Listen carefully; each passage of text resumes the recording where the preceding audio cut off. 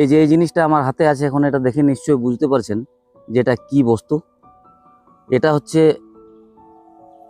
লুফা, মানে যেটা bath sponge হিসাবে আমরা স্নান করার সময় বডি স্ক্রাব করার জন্য ব্যবহার করে থাকি। কিন্তু এর নাম লুফা কেন হলো বা কিভাবে হলো? অ্যাকচুয়ালি এর কিন্তু এটা নিজস্ব নাম নয়, এই নামটা এর ধার করা নাম। যেটা নেচারের লুফা এটা হচ্ছে আর্টিফিশিয়াল লুফা, যেটা নেচারের লুফা সেটা হলো এটা, এই জিনিসটা সবাই দেখে থাকবেন। এটা হচ্ছে নেচারের লুফা।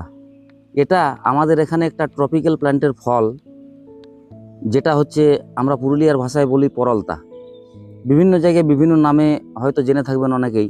আপনারা কমেন্ট করে আমাকে জানাবেন যে আপনাদের এলাকায় এটাকে কি বলে চেনেন। এটা হচ্ছে এই যে সামনে আমার পাকা ফলগুলো রাখা আছে, এইগুলো কাঁচা অবস্থায় এটার সবজি হিসাবে আমরা ব্যবহার করে থাকি, এবং যখন এটা পেকে যায়, পেকে যাওয়ার পর এটাকে রোদে মোটামুটি 20-25 দিন শুকানোর পর এই অবস্থাটা দাঁড়ায়। এর ভিতরে যে বীজগুলো আছে লক্ষ্য করুন, আওয়াজটা পুরো শুকিয়ে গেছে। এখন এর যে বাইরের যে আবরণটা, খোলসটা যদি ছাড়িয়ে দেওয়া হয় তাহলে ভিতরে এরকম একটা স্কেলিটন দেখতে পাওয়া যায়, মানে পুরো স্পঞ্জের মতো। এর বিজ্ঞানসম্মত নাম হলো লুফা ইজিপসিকা। এবং এটা আমরা যে ঝিঙে খাই সবজিতে, ঝিঙের খুব নিকটাত্মীয় একটা ফল।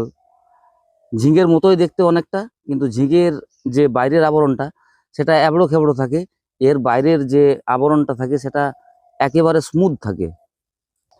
লুফা নামটা কিভাবে এসেছে, এর যে বিজ্ঞানসম্মত নামটা সেটা হচ্ছে লুফা ইজিপসিকা।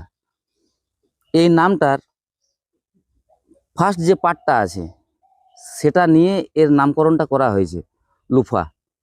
এবং এটাকে আগেকার দিনে ব্যবহার করা হতো বডি স্ক্রাবিং হিসাবে, স্নান করার সময় বা কিচেনের যে বাসনপত্র মাজার জন্য ব্যবহার করত। এখন বর্তমানকালে এই সমস্ত আর্টিফিশিয়াল লুফাগুলো মার্কেটে এসেছে, যেগুলো প্লাস্টিকের তৈরি এবং এগুলো বায়োডিগ্রেডেবল নয়। এটা সম্পূর্ণ বায়োডিগ্রেডেবল।